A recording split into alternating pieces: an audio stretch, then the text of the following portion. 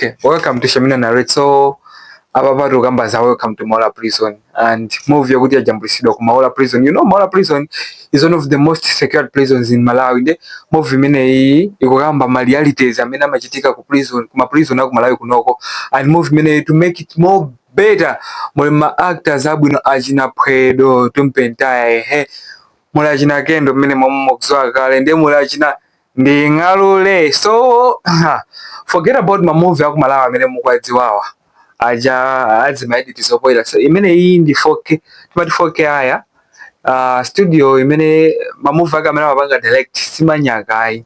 Ndeno before I proceed taona nikai kapatika trailer ndi munthu huyu akapanda kuphedwa boma likonza kuyaluka.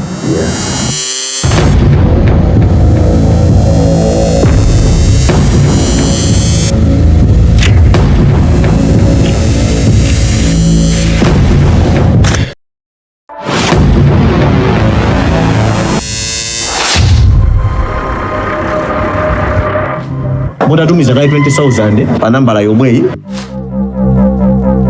Ndauza kazanga zupemphererani. Ine ngati mtsogoleri wa dziko lino la Malawi.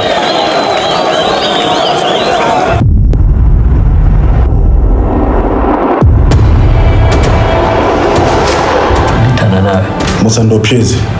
Ine mamicho. That was just a piece. Full movie kupanga premiere ku BICC bamendi kunena banova and mawa ku Blantyre the other day ku Mzuzu.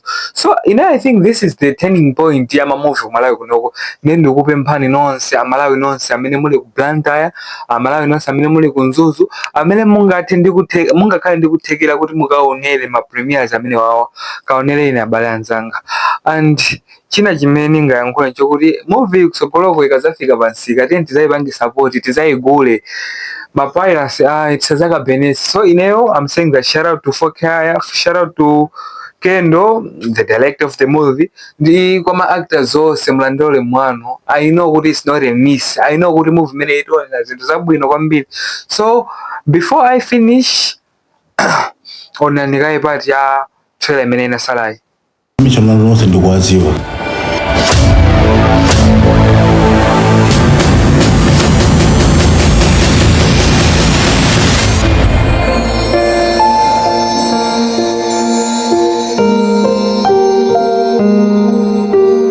Yaani matatizo ya hapa na pale tukutafutia tumbo. Ni mbana hapo Bible mwenu hapo walugio yapo tukaiva walikusara.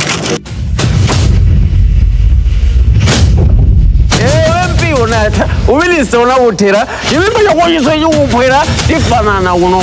Ndolera. I'm giving you 4 good days. Brother wanga bwele kunyumba.